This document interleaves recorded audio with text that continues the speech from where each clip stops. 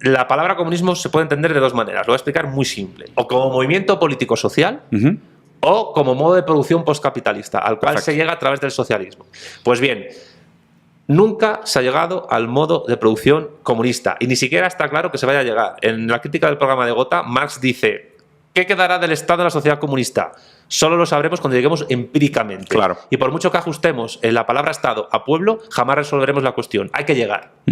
Y la cuestión es que por eso no ha habido nunca comunismo. Y os dicen, no, eso significa que no ha habido verdadero comunismo. Y criticáis lo que ha habido. No, no, es que no hay ni verdadero ni falso. Un modo de producción comunista como tal no ha existido nunca. Sí. Y la Unión Soviética, en determinados ámbitos, tenía modelos socialistas de organización social y capitalismo de Estado. Sí. Y China, por supuesto.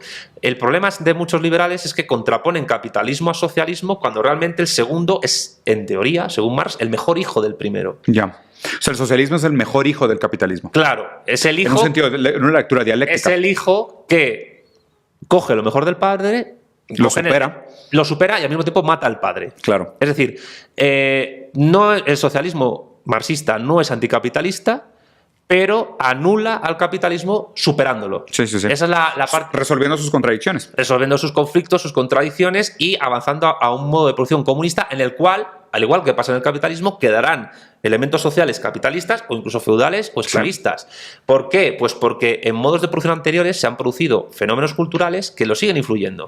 La filosofía griega y el derecho rumano son producciones culturales de la época de la esclavitud. Que fueron superadas, fueron integradas hacia una síntesis de lo mejor, y aquello que no era necesario, la contradicción, fue anulado. Y porque su racionalidad excede el momento histórico en el que se produjo. Que ahí es donde viene la idea de todo lo que es racional todo lo que es real es racional, y lo que es racional puede ser real. Esa es la idea de Hegel. Claro. Nosotros, no, puede ser real, creo que lo agregó Engels. O sea, la de Hegel era lo que es racional es real y lo que es racional es real. Y Engels le agregó lo que es racional puede ser real.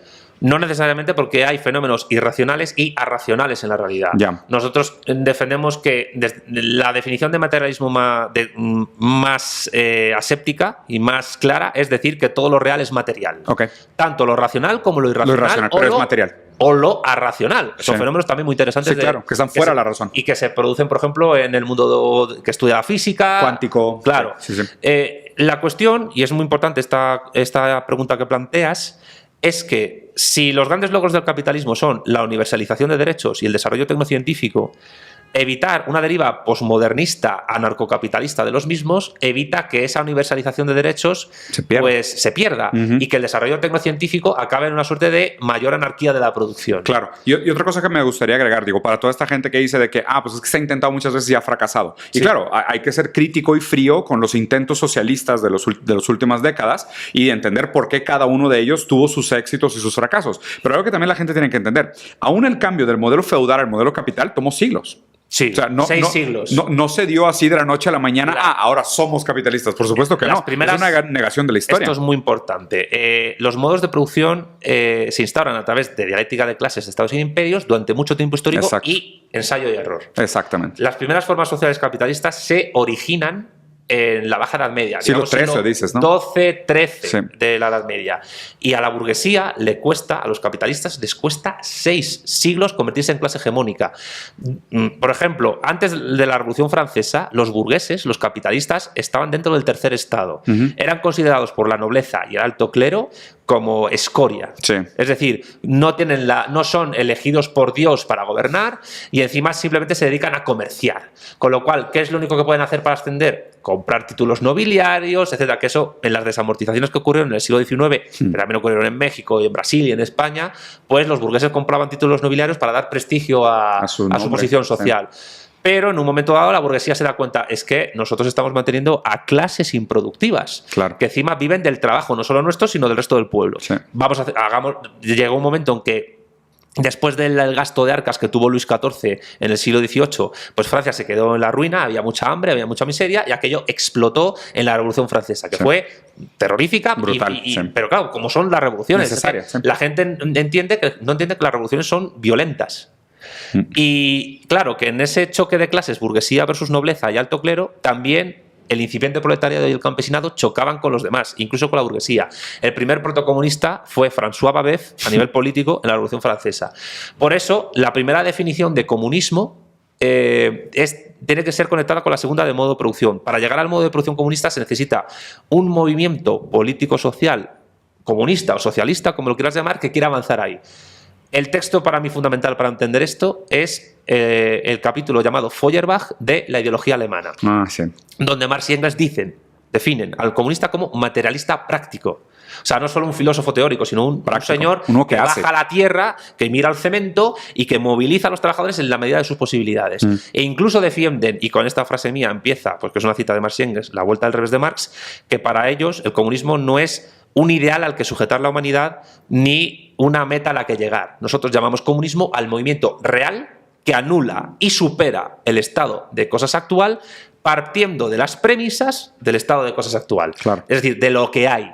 No del deber ser, Claro. del ser. Sí. Cuando un modelo comunista fracasa es porque hay una desconexión entre esa necesidad de articular el comunismo como un materialismo práctico y la construcción del modo de producción comunista. Eso pasó en la URSS. Sí, y fíjate qué interesante que lo plantees así, porque obviamente ahora lo que me hace reflexionar lo que dices es que mucha de la gente que exige. Es que dime entonces qué debería hacer. O sea, dime entonces cómo debería funcionar la sociedad. Dime entonces cómo cambiarla. O sea, ya parte de un deber ser. Pero es que yo no tengo que decir eso. Claro. No es mi papel. Por supuesto, pero la pregunta es liberal. O sea, la pregunta es idealista. O sea, la pregunta es liberalista e ideal. Y individualista. Individualista, además, porque es un yo, es un deber ser, es una idea que cambia el mundo. O sea, es idealista, individualista y liberal.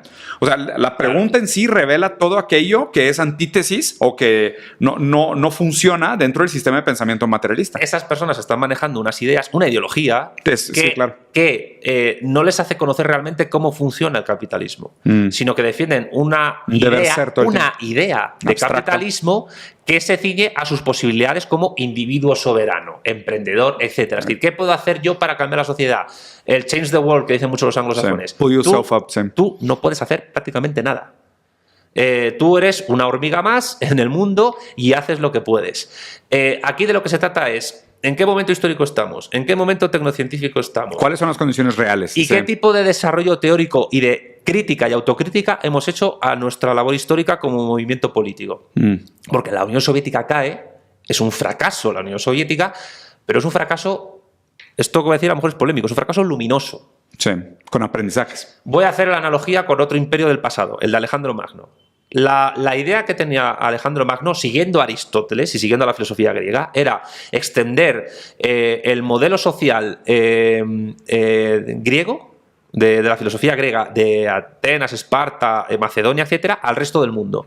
Bien tipo monárquico, bien tipo republicano. Monárquico porque era un emperador. Sí. Y era avanzar sin límites hasta allí. Claro, que le paran los pies en el Valle del Indo, en la India, y se tiene que retornar. Pero ahí está el intento. ¿Fue un fracaso el proceso que intentó Alejandro Magno? Sí.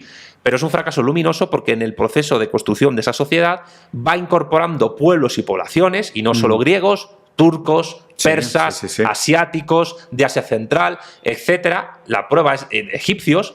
La prueba es que todavía muchas ciudades se fundaron con el nombre de Alejandría por todas partes. La más famosa es la que está en el valle en la desembocadura del río Nilo.